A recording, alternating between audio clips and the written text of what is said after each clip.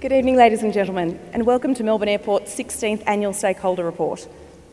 My name is Carly Dixon. I'm the Executive for Corporate and Public Affairs at Melbourne Airport. I'd like to commence proceedings tonight by acknowledging the traditional owners of the land on which we meet, the Wurundjeri people of the Kulin Nation, and pay my respects to their elders both past and present. Each year we host this evening at a uniquely Melbourne venue. The Town Hall symbolises the connection between our airport and the city we serve. It's also the best venue to accommodate the growing number of people who are interested in our plans and developments. But perhaps most importantly, it is the seat of one of Melbourne Airport's greatest advocates, the Right Honourable Lord Mayor Robert Doyle. Please make him welcome now.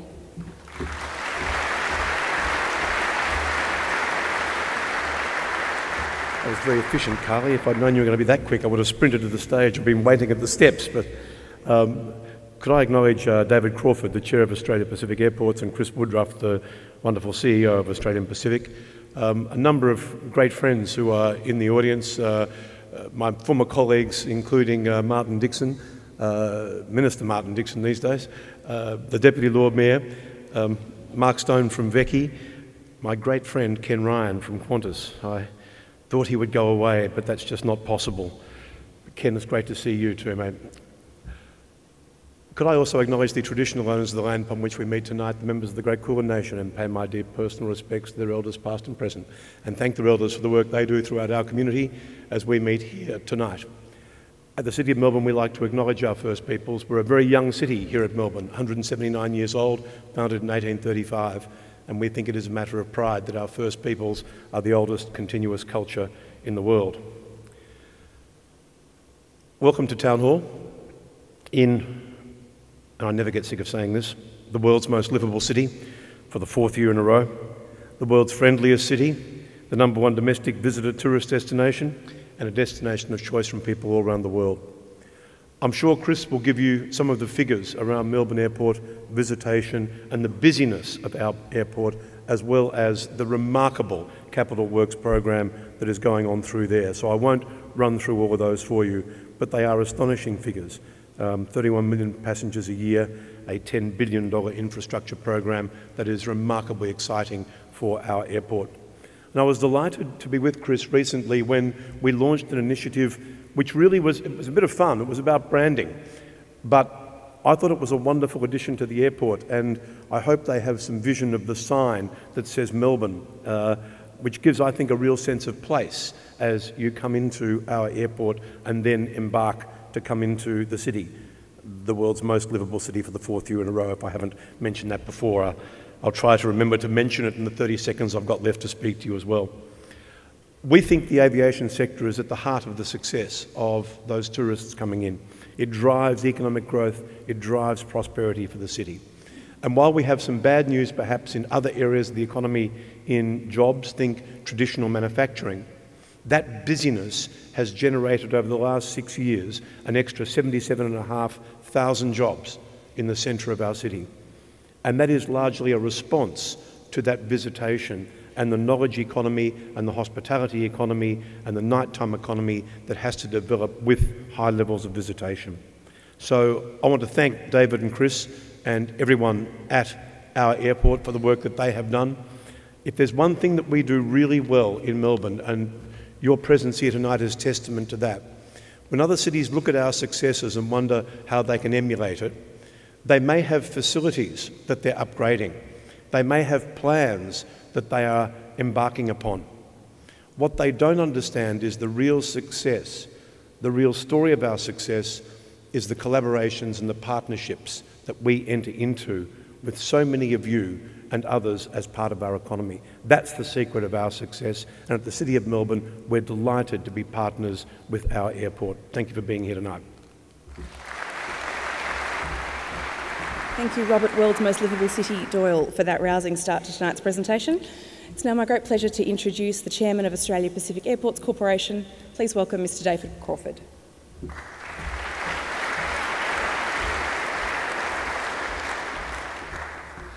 Good evening, ladies and gentlemen. And Robert, you've done it again. Our best advocate and advocate for the great city we live in and for the great airport. So thank you once again. On behalf of the Board of Australia Pacific Airports Corporation, it is my pleasure to welcome so many of you here tonight. This is a valuable opportunity for us to tell you about what we have achieved over the past year and our plans for the future. It is also an opportunity to say thank you. Thank you to our valued airline customers, to our service providers and contractors, and to our many other stakeholders and supporters, all of whom play a vital role in the successful operation of Melbourne Airport. There is a clear theme from tonight's presentation by our CEO, Chris Woodruff. It is one of transformation. As the operator of Melbourne Airport, we are transforming the way we do business, and we are transforming the physical appearance of Melbourne Airport as we prepare for the future. From the hive of construction activity around our southern precinct, the upgrades in our international terminal, capacity expansions on our airfield, and the continuing growth of our business park, transformation is certainly underway. It is indeed an exciting time for our company, and I take this opportunity to acknowledge the commitment of the management and staff at Melbourne Airport in taking up the challenge. An often overlooked fact about our major airports, including Melbourne, is the role of private investment in supporting the provision of vital transport infrastructure. In particular, the superannuation and pension fund investments made on behalf of Australian workers are facilitating the transformation of Melbourne Airport. Those investments are delivering immediate benefits in the form of better airport infrastructure. And in the longer term, the return on those investments will underpin the quality of life for millions of Australian retirees. Melbourne Airport's transformation is not occurring in isolation. We rely on the support of government and the wider community to enable our future growth. We greatly welcome the Victorian Government's commitment to build an airport rail link as part of the Melbourne Rail Project. That will be something of an historic transformation in its own right. We are also looking to the Commonwealth Government to create opportunities for new international air services. International travel to and from Melbourne continues to grow strongly, and it is vital that we have the capacity in our international air services agreements for further growth. The federal government is rightfully proud of its achievements in negotiating new free trade agreements, and we need to make sure these opportunities are fully realised through international air services agreements that are just as ambitious. We have performed well over the last year, and that is good news for the hundreds of thousands of Victorians who rely on Melbourne Airport directly or indirectly for their livelihoods and economic well-being.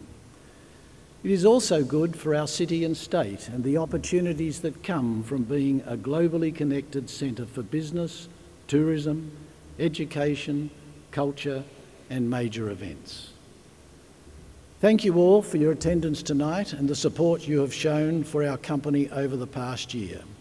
And we look forward to your ongoing support for the year ahead. I now have much pleasure in inviting Chris Woodruff to the stage to update you on the airport's activities. Thank you.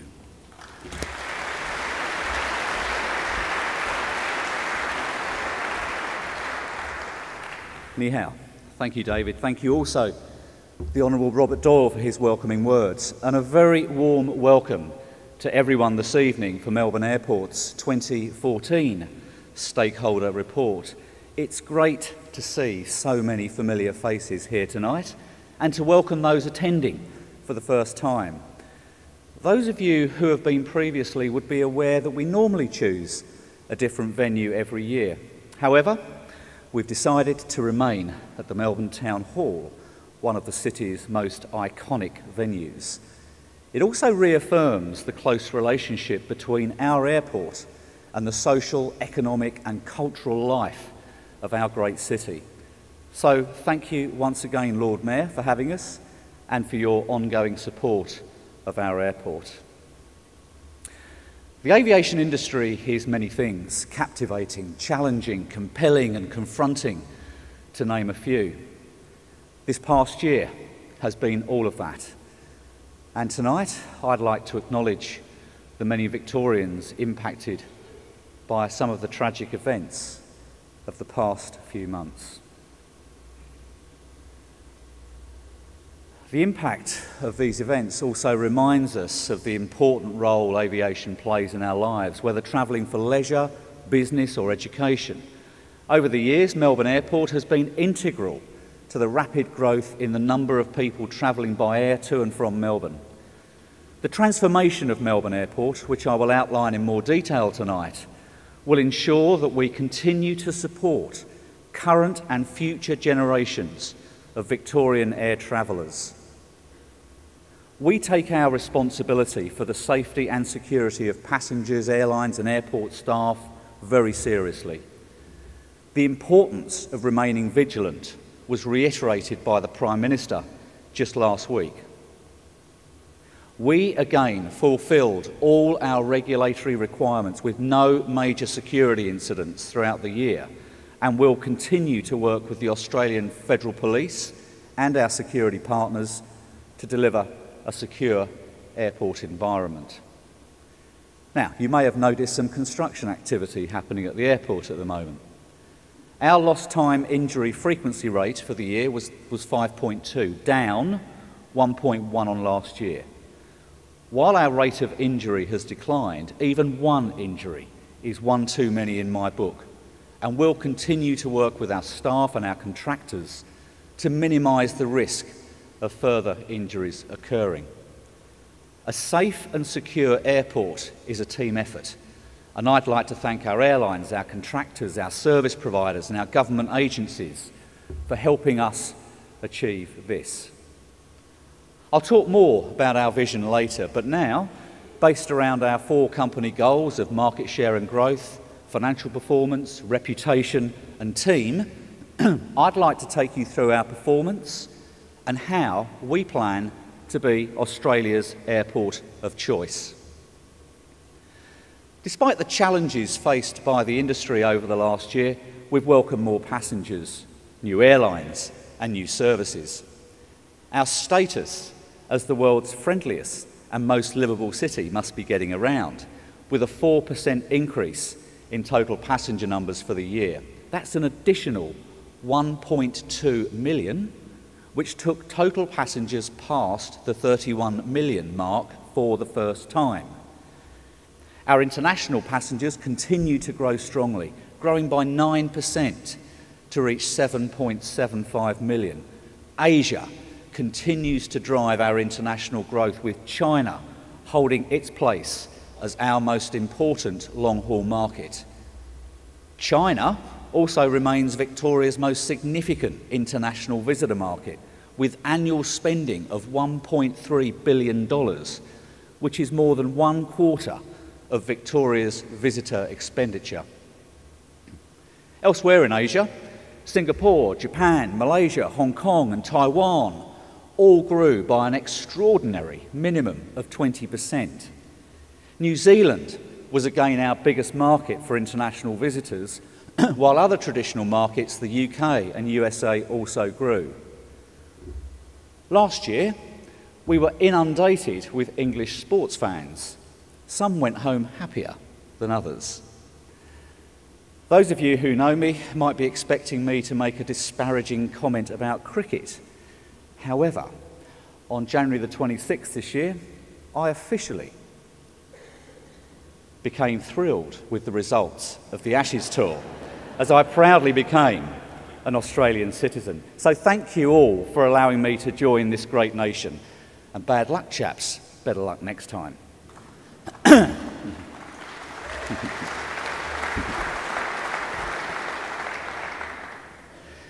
The British Lions, Liverpool and of course the English cricket team all brought with them a strong contingent of followers. And over the last 12 months, 3 of the world's largest medical conferences have been held here in Melbourne. Our fantastic calendar of global events and conferences is crucial to driving our international growth, and it's also a key contributor to our state economy. We increased Melbourne's international market share to 24%. During the same period, our competitors in Sydney and Brisbane both lost international market share. We are outgrowing and outpacing Sydney and Brisbane, and perhaps more importantly, we are making it easier for international guests to get here directly and for Victorians to fly direct.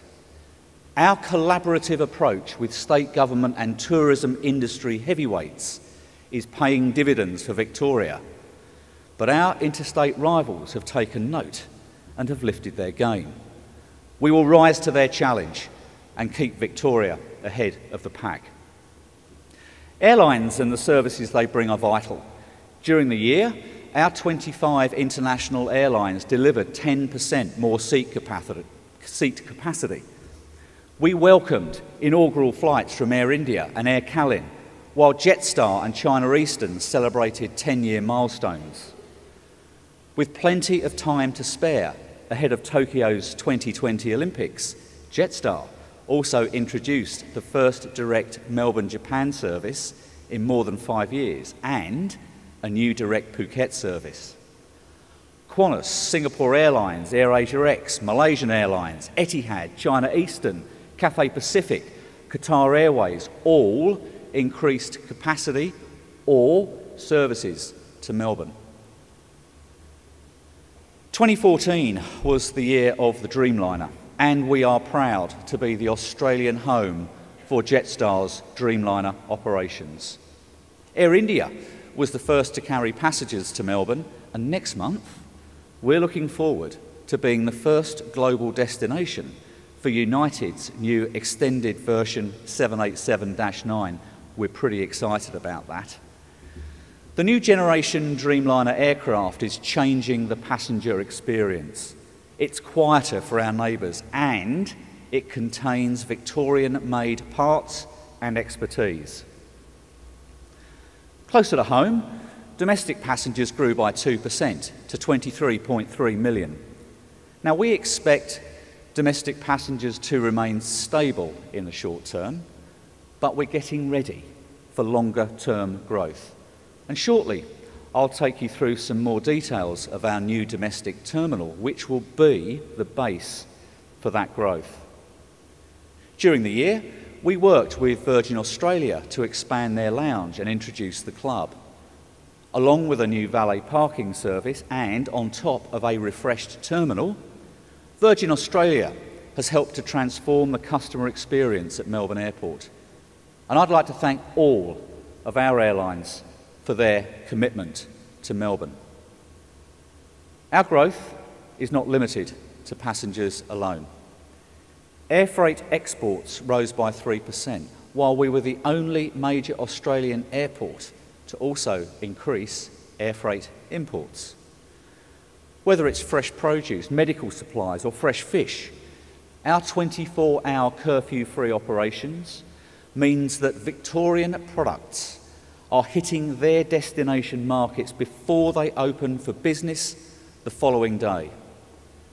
The Victorian rural sector is raising the bar internationally, and high-quality Victorian breeding stock is in high demand.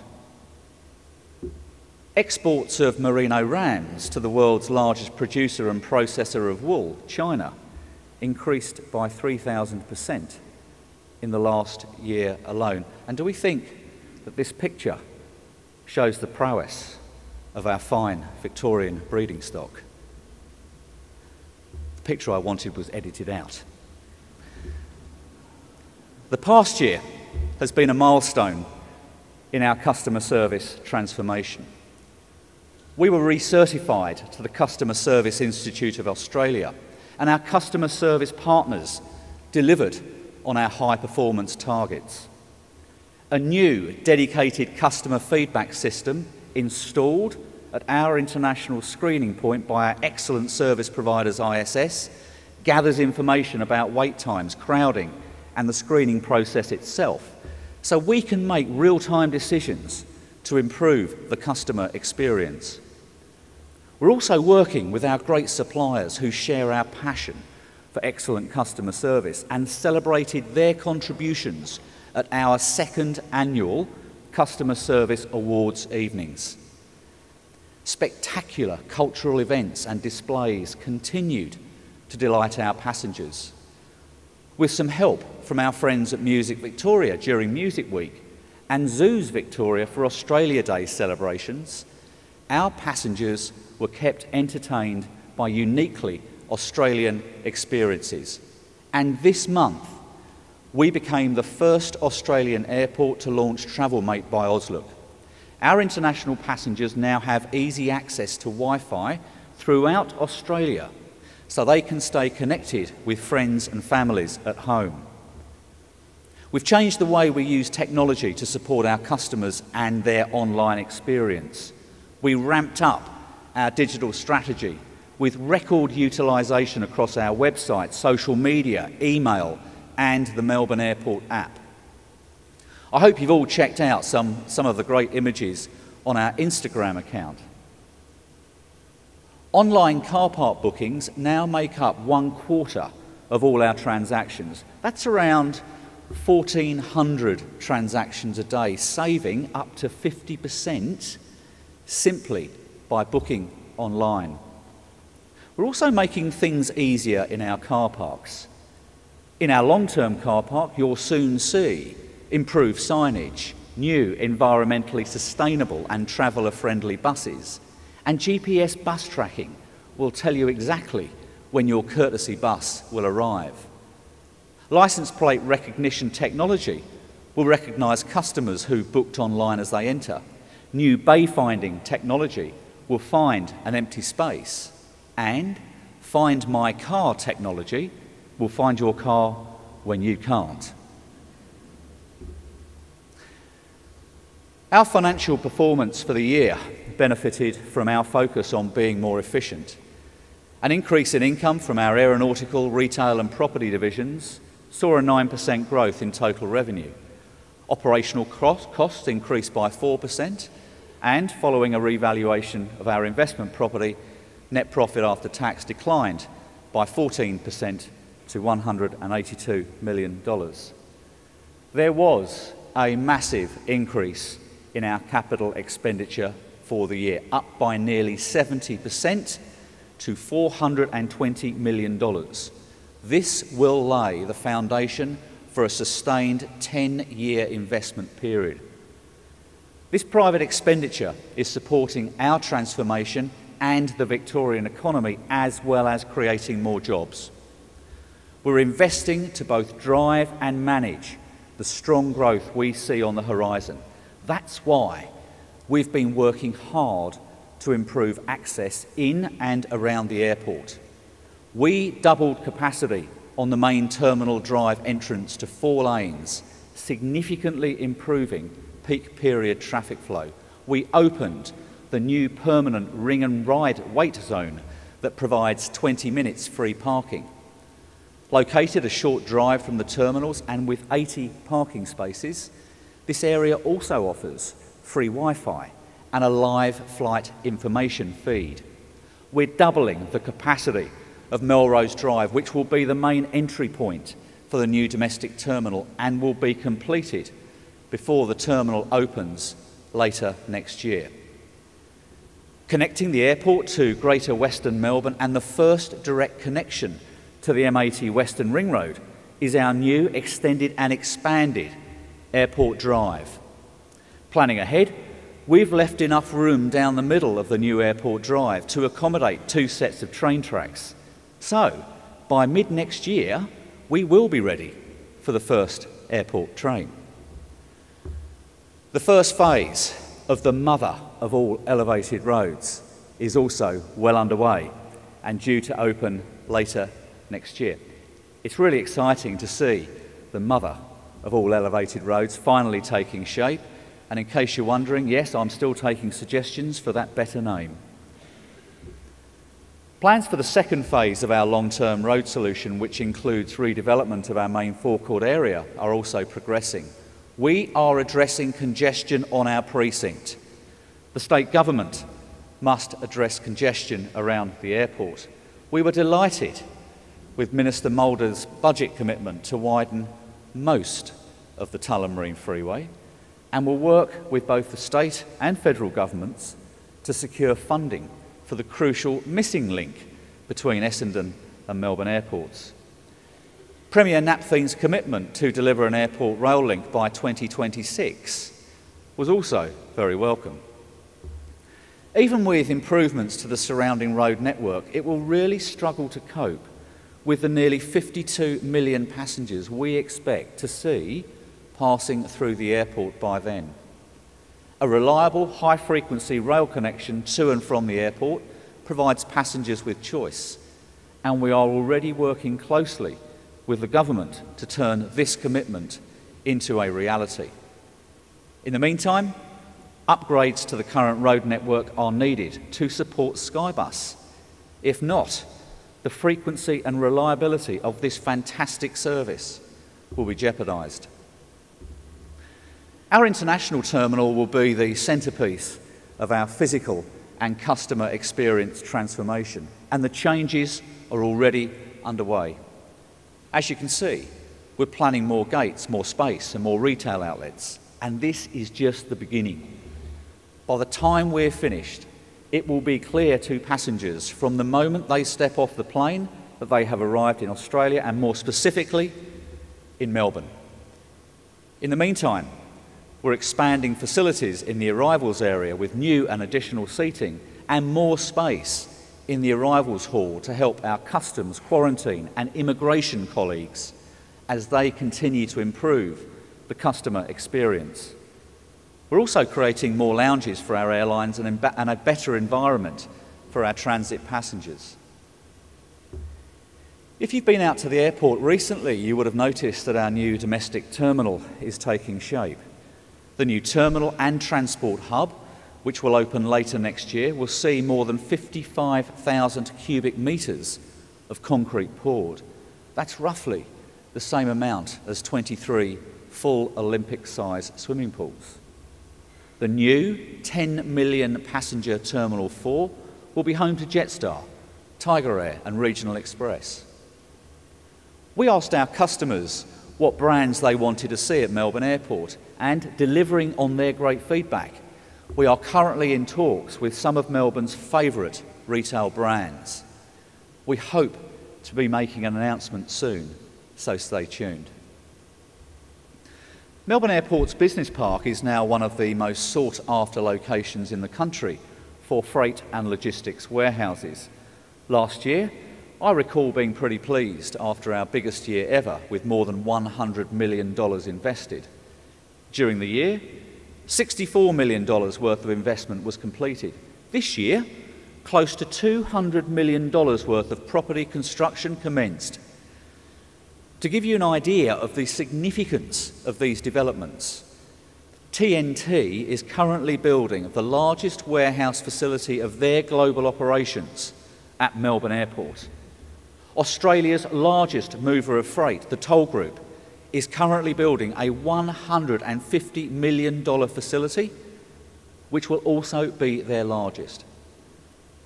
These two developments alone will create 1,000 administration and operational jobs, as well as up to 300 construction jobs. Also within our business park, the cargo estate is now complete and supports 10 tenants, including DHL. Europe Car and Red Spot's car rental facilities have been relocated, while Thrifty and Skybus have commenced expanding their facilities. The new Quest self-service hotel apartments are on track for completion next month, and later this year, another new warehouse development on Reed Way will become home to 3 tenants. And that's all before we make it out to the airfield. We've laid around 30,000 more square metres of concrete on our Foxtrot apron, and our 3-year taxiway slab replacement program is on schedule for completion in 2016. Over the next few years, we'll pour close to 250,000 square metres of concrete on our airfield, which is equivalent to the size of 13 MCGs. Our airfield transformation also includes the runway development programme, which, subject to an extensive consultation and approval process, will see the existing east-west runway extended and a new parallel east-west runway constructed. A dedicated team has already commenced the planning work for this exciting project. We don't actually need a third runway until around 2020. However, we've started consultation with the aim of commencing construction around 2017. The Melbourne Airport team has been hard at work and we still have a lot in front of us. I'd like to show you a short video of some of them at work.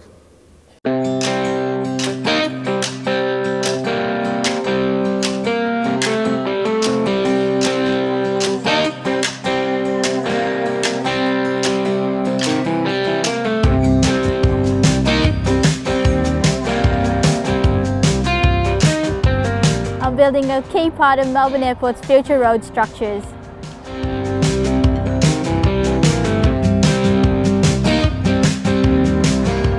I'm managing the construction of a multi-level transport interchange to facilitate 10,000 vehicle movements a day.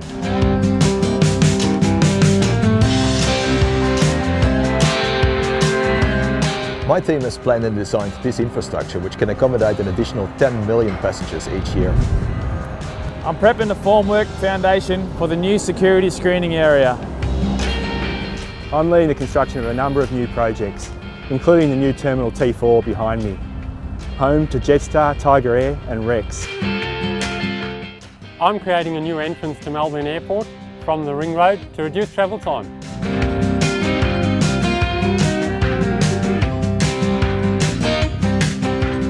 I'm planning an energy-efficient trigen plant for the airport's future.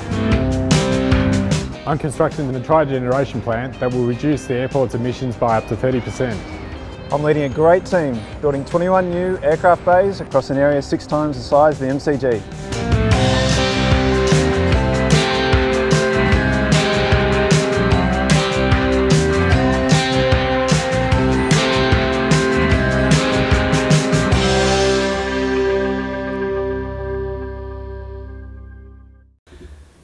I often talk about the advantages we have over other airports with our single terminal precinct, our 24-hour operations and our competitive prices. Now we're also looking at other opportunities to make a difference. This year, to recognise that our transformation is more than just a physical one, we introduced a new corporate vision. Our new vision is to be Australia's airport of choice by delivering a superior customer experience, and it puts our customers firmly at the core of everything we do and every decision we make. That means that we're now more motivated by what people think, feel and experience at Melbourne Airport. An important aspect of delivering a superior experience is listening. We asked more than 20,000 customers what they're looking for in an airport experience, and the responses have given us some great insight and direction for the future. Our passengers tell us that they're looking for a seamless journey and want to choose how to spend their time and their money. They're looking for unique shopping opportunities and products that reflect Melbourne. Some passengers are looking for more family-friendly activities to pass the time, while others are looking for more social opportunities for dining and entertainment. We're creating more space and introducing more light, always a valuable commodity in Melbourne. We're making things friendlier and more welcoming. Reflecting our world-renowned status, we're putting more Melbourne into Melbourne Airport. We want people to remember their experience at Melbourne Airport for all the right reasons. This is work in progress. I look forward to updating you as we go. Every year, as part of our quality of service monitoring, we ask thousands of passengers for their feedback on their airport experience, from the cleanliness of our bathrooms to the length of time they wait for their baggage. Our overall passenger satisfaction continues to improve despite the busy construction program we have underway.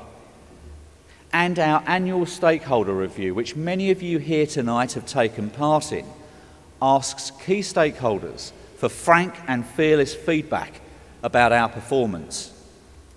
We succeeded in reaching our target of 75% approval for communications and relationships. However, as we undertake our biggest period of capital investment and the impact of our operations expands, we wanted to know and understand more. So this year, we've moved to a more detailed analysis of our reputation to better understand what's important to our customers and stakeholders and how they think we perform. We've also significantly increased the number of people we ask for feedback.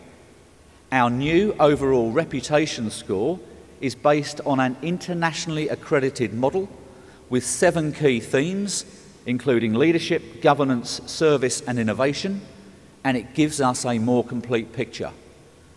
We found that our stakeholders think we do a good job running an airport. Well, that's handy to know. They see the significant advantages of our 24-hour operations, and they see our approach to community consultation as best practice. However, some stakeholders want to know more about our plans and how we minimise disruptions during construction, and they want us to embrace innovation as a key future focus. Pleasingly, under the new system, we still achieved above our target rating of 75%, with a 77.6 overall reputation rating. Another part of our reputational performance is our commitment to responsible growth and working with all levels of government as we implement our development plans. Our Christmas gift from the federal government last year was the approval of our master plan, which included our environmental and grounds transport strategies, as well as the proposed orientation for the 3rd runway. As our long-term planning and development guide, we are now working hard to deliver these plans. We continue to press the federal government on better outcomes for international air services agreements, which sets the parameters for international aviation. As our chairman noted, the consequences of not expanding these agreements are not just an issue for airports and airlines. It's our tourism, business and education sectors which rely on international visitors, and it's our exporters who will lose out on valuable business opportunities. As we continue to grow, we're working with the Hume City Council on making airport job opportunities more readily available for our local community through a new central point on our website. Strengthening our community relationships will continue to be a priority for us. Our partnership with Western Chances has supported around 250 scholarships for talented youth. Through the Essendon Football Club, we've supported 45 Auskick centres in Melbourne's northwest and reached 3,780 primary school children. Our sponsorship of the Western Bulldogs Fresh programme has supported 38 young people in their high school studies and saw 11 of those complete their Victorian Certificate of Applied Learning. Over the last year, we've supported the Salvation Army to help more than 1,000 people with emergency food, education or clothing assistance as part of their asylum seeker programme. The Salvos also play a vital role in the welfare of our airport community. I'd like to thank our chaplain and his team who have continued to support passengers, visitors and staff. From an environmental perspective, we maintained accreditation for our environment management system and are meeting all requirements for national greenhouse and reporting systems and national pollutant inventory. We continued to offset our carbon emissions for vehicles, staff flights and the car parking business. We are the first Australian airport to install energy efficient LED lights on our airfield as part of the Foxtrot project, and Low energy lights in our car parks have reduced our power requirements by half. Our tri-generation project is a good example of how we're becoming a more sustainable organisation. Due to open early next year, the Tri-gen plant will provide more reliable and sustainable power for the airport. Run on natural gas, it will also reduce our carbon emissions by around 1/3. As a critical piece of national and state infrastructure, we are regularly audited by a number of different organisations from a safety, security and environmental perspective, and I'm really proud of all of our audit results again this year. My team has consistently delivered a safe, secure and environmentally responsible airport for our passengers, for our tenants and for everyone here this evening. Putting our customer at the centre of everything we do also applies to our staff. Pleasingly, the team is actively participating in our future and telling us their thoughts on what we're doing well and where we can continue to improve through our annual survey. We continued to invest in our people with our Chinese awareness program and corporate training programs that centre on our customers and improving how we do business. A dedicated project team also looked at what we needed to do as a company to be fit and ready for the future. They identified technology, customers and our people as driving our future direction and success. We're now putting that into practice. Our vision is the foundation of our new customer focus, and a new organisational structure supports this with the addition of a new executive customer who is charged with developing a clear customer engagement strategy. To further assist my talented and committed team, we're also making sure we have the right tools. I've mentioned the role of technology in supporting the customer experience. It's also an important tool for our staff to improve efficiency and reliability. Our airfield and service monitoring teams now use tablets, which means the data they collect is directly entered into the system. This cuts down on double handling and also improves the accuracy and reliability of the information we collect. To my team, thank you for your commitment, your ideas and your actions. Our transformation is on track because of you. Melbourne, as the Lord Mayor kept mentioning, was recently crowned the world's most livable city for the 4th year in a row. Where did Sydney come? Who cares? We also tied equal first with Auckland as the friendliest city in the world. Providing a world-class aviation gateway is something we take very seriously. As Victoria's international gateway, we are also an employment hub, a significant contributor to the state and national economies and a vital piece of infrastructure. So over the next 20 years, as we upgrade and expand our facilities, we're investing up to $10 billion in Victoria. Over the last year alone, $420 million of capital expenditure delivered more road capacity, more airfield capacity, a renewed airfield, a new lounge and club for Virgin, a new cargo estate, and soon a new hotel. And we've only just begun. This year alone, we will invest around $700 million, $60 million a month, $2 million a day, and will deliver a new domestic terminal, a new retail lineup, a new transport hub, 21 more aircraft parking bays, new airline lounges, more space in international arrivals, significant upgrades to our car park facilities, 2 new global warehouse facilities, a brand new entrance to the airport, doubling the capacity on another major road, and the start of our elevated loop road network will be unveiled. Our focus, however, is not just physical. We're bringing more culture, more space and more engaging experiences to Melbourne Airport. Paired with the best technology, architecture and planning, Melbourne Airport will have more of a sense of place, more of a sense of Melbourne's globally renowned livability and friendliness.